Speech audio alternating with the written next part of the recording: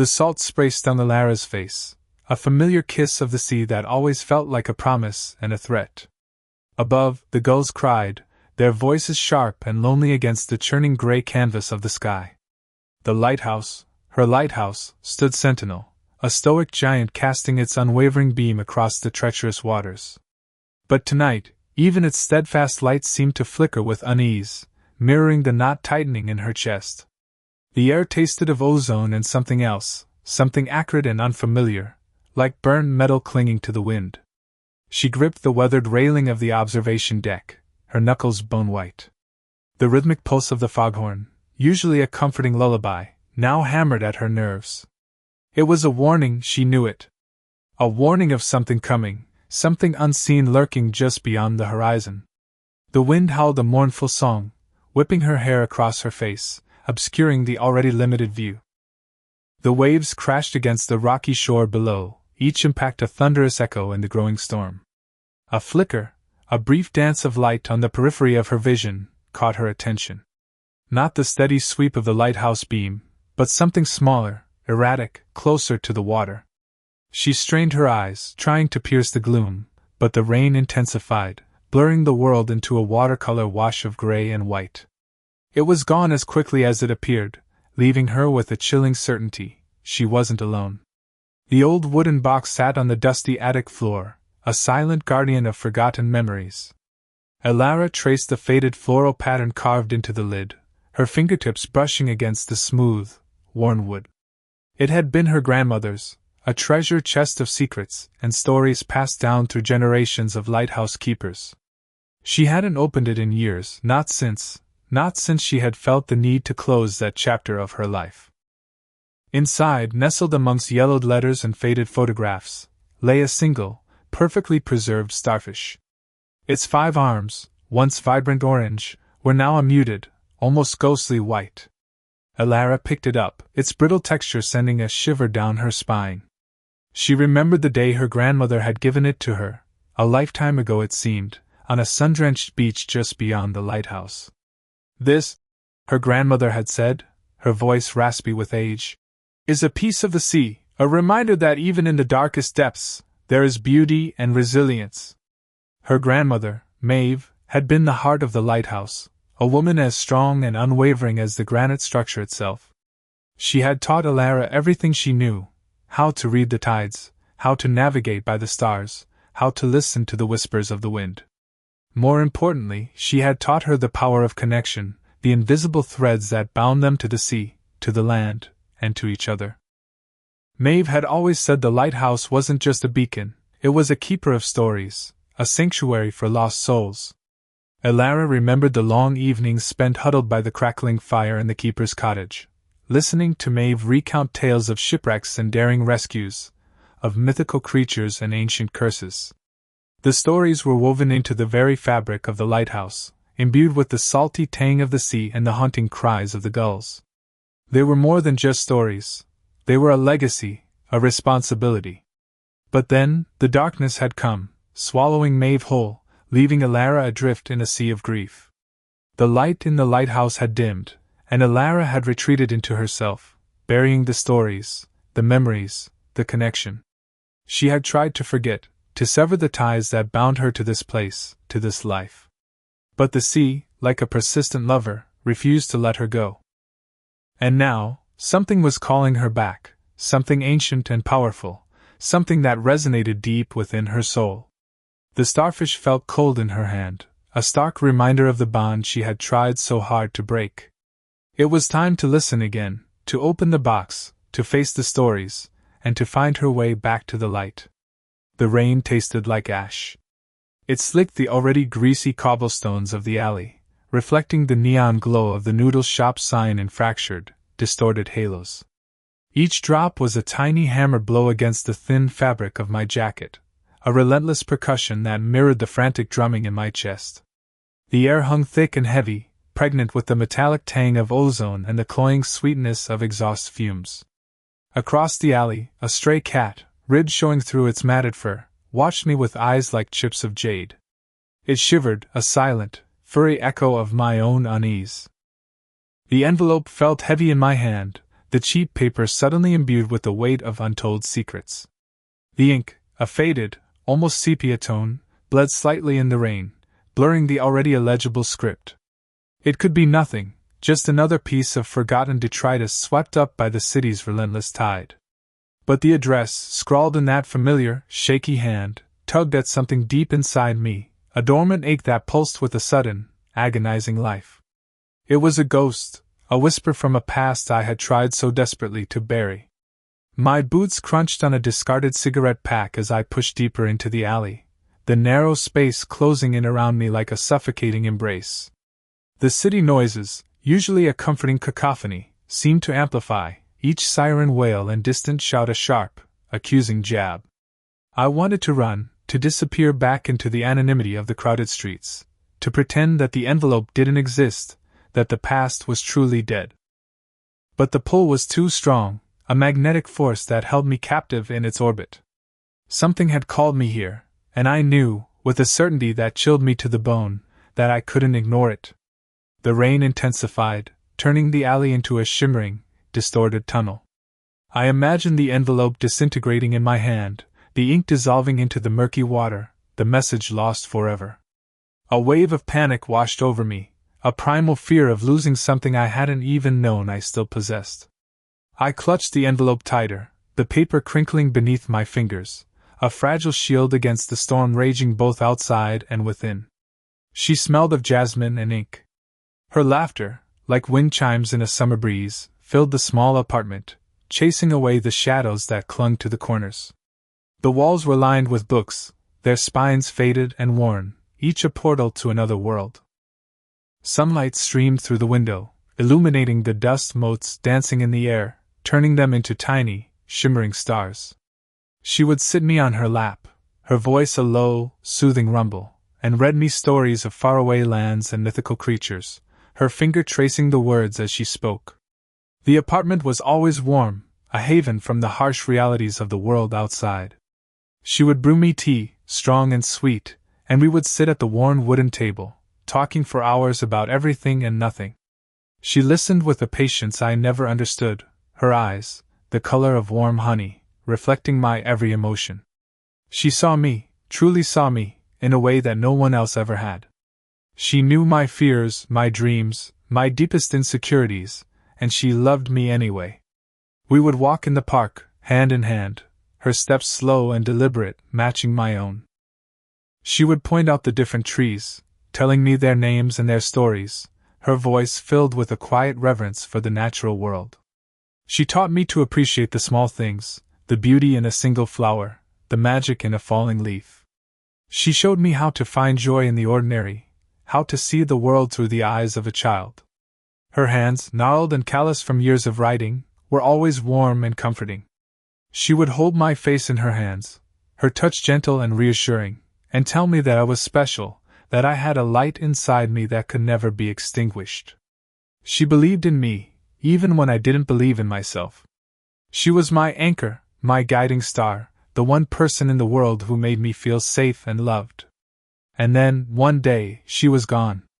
The argument started small, a flicker of resentment that quickly escalated into a roaring inferno. A misplaced book, a forgotten promise, a simmering undercurrent of unspoken frustrations. Her voice, usually so soft and melodic, rose in pitch, sharp and accusatory. My own anger flared, fueled by years of suppressed emotions, a volatile mix of hurt and resentment. Words, like shards of glass, flew between us, each one carefully chosen to inflict maximum pain. "You're just like him!" I screamed, the words echoing in the small apartment, hanging heavy in the air. The silence that followed was deafening, broken only by the sound of her shallow, ragged breathing. Her eyes, usually so warm and loving, were now cold and distant, filled with a pain that mirrored my own. I saw the hurt in her face, the betrayal, the crushing weight of my words. But I couldn't stop, the anger had taken over, a destructive force that consumed everything in its path. She didn't reply, didn't defend herself, didn't even try to argue. She simply turned away, her shoulders slumped, her body radiating a profound sense of defeat. I watched her walk to the window, her silhouette framed against the fading light, a solitary figure shrouded in sorrow. The silence stretched on, an unbearable weight that pressed down on me, suffocating me with guilt and regret. I wanted to apologize, to take back the words, to erase the pain I had caused. But the words wouldn't come, trapped in my throat, choked by pride and stubbornness. She turned back to me, her face pale and drawn, her eyes filled with a sadness that pierced my heart.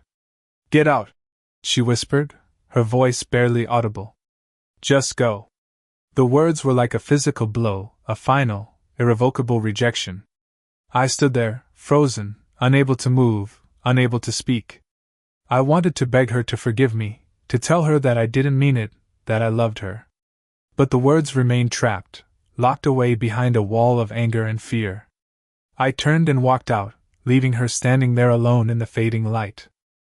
The door clicked shut behind me, the sound echoing in the empty hallway, a final, definitive ending.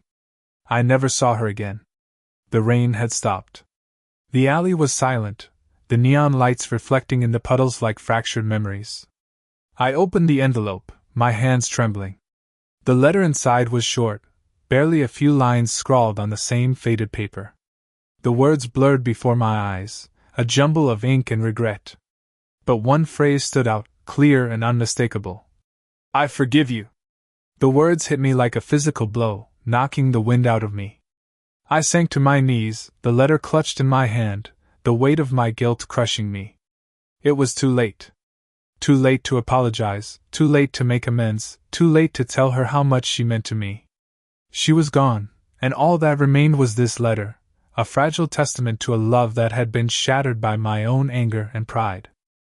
The city noises faded away, replaced by the sound of my own ragged breathing, the echo of her laughter, the memory of her touch.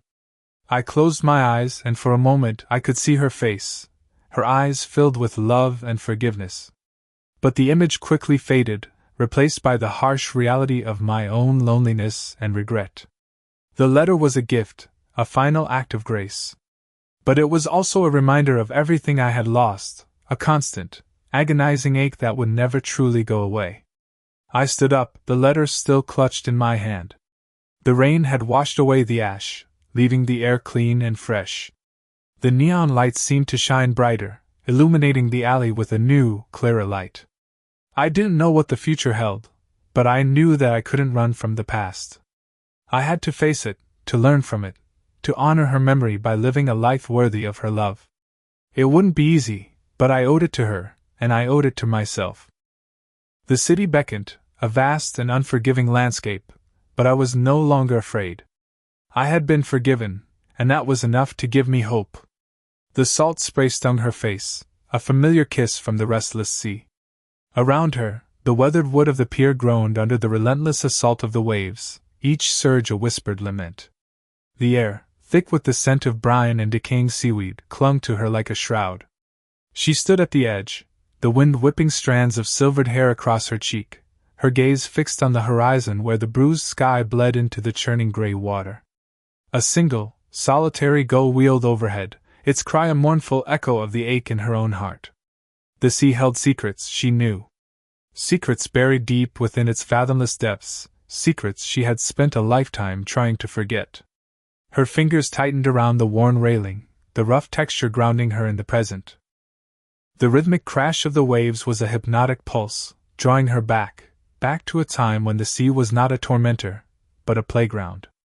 Back to a time when laughter danced on the wind and the sun painted the water in shimmering gold. She closed her eyes, fighting the memories that clawed at her, desperate to break free. But the sea was relentless, its pull too strong to resist. A sudden, sharp gust of wind tore at her coat, a chilling reminder of the passage of time. The years had etched themselves onto her face, carving deep lines of sorrow and regret. She was a ghost of her former self, haunted by the echoes of a past she could never escape. The pier, once a vibrant hub of activity, now stood as a skeletal reminder of what had been lost. A silent witness to a tragedy that had shattered her world. The sea, indifferent to her pain, continued its ceaseless rhythm, a constant, mocking reminder of her solitude. He had called her his little seabird. She could almost hear his voice, warm and full of laughter, carried on the wind.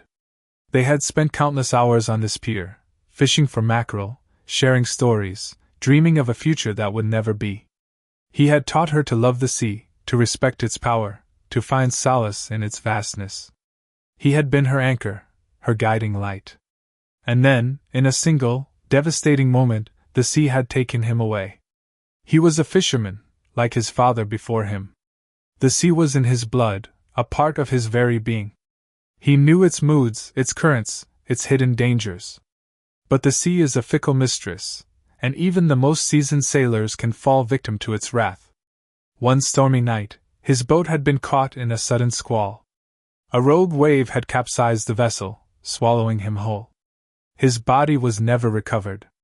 She remembered the day they found his empty boat, bobbing like a broken toy amidst the waves. The collective gasp of the town, the hushed whispers, the suffocating grief that had settled over her like a leaden weight.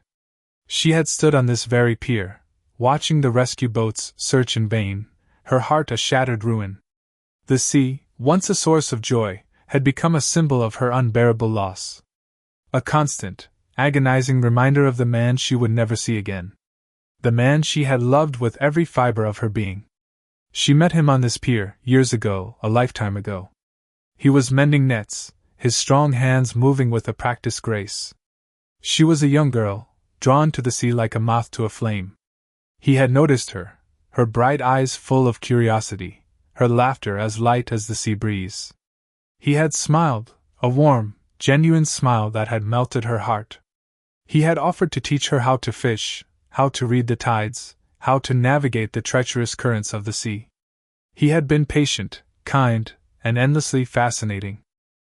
He had told her stories of faraway lands, of mythical creatures, of the boundless wonders of the ocean. He had shared his dreams with her, his hopes for the future. And she, in turn, had shared her own. They had spent hours talking, laughing, and simply being together. Their bond had grown stronger with each passing day, woven together by their shared love of the sea. She remembered the day he had proposed. They were sitting on the pier, watching the sunset paint the sky in vibrant hues of orange and pink. He had taken her hand, his eyes filled with a love that mirrored the vastness of the ocean. He had told her that he couldn't imagine his life without her, that she was his everything. She had said yes, her heart overflowing with joy. They had kissed, the taste of salt on their lips, the sound of the waves their wedding song. They had planned a simple wedding, a small gathering of family and friends. They had dreamed of a life filled with love, laughter, and children. They had envisioned growing old together, watching the sun rise and set over the sea, their love a constant beacon in the ever-changing tides of life. But fate, it seemed, had other plans. The sea, which had brought them together, would ultimately tear them apart. The scent of lavender filled the small cottage, a fragile shield against the encroaching dampness. She sat by the window, the worn fabric of her dress a pale echo of the vibrant colors she once favored. The rain lashed against the glass, mirroring the storm raging within her. A half-finished tapestry lay abandoned on the table, the threads tangled and broken, a reflection of her own unraveling life. She hadn't touched it since the storm. He had been warned. The old fishermen, their faces etched with the wisdom of the sea, had cautioned him against going out that night. The storm was brewing, they said, a tempest of biblical proportions. But he had dismissed their warnings, his youthful confidence blinding him to the impending danger. He had promised her he'd be back before nightfall, a fresh catch to celebrate their anniversary. He never came back. She had waited, pacing the floor, her anxiety growing with each passing hour. The wind howled like a banshee, the rain beat against the windows like a relentless drumbeat. She had tried to convince herself that he was safe, that he had simply sought shelter in a nearby cove. But deep down she knew. She knew that something terrible had happened. The call came just before dawn. A Coast Guard officer, his voice grave and apologetic, delivered the news she had dreaded. His boat had been found adrift, battered and broken, near the treacherous rocks of Devil's Point. There was no sign of him. They had searched for days, combing the coastline, but his body was never recovered. He had vanished, swallowed by the sea, leaving her alone in a world that had suddenly turned cold and desolate. She remembered collapsing, her legs giving way beneath her. The world had spun around her, a dizzying kaleidoscope of grief and despair. She had screamed, a primal cry of anguish that echoed across the desolate landscape. She had wanted to die, to join him in the depths of the ocean, to escape the unbearable pain that had consumed her. But she couldn't.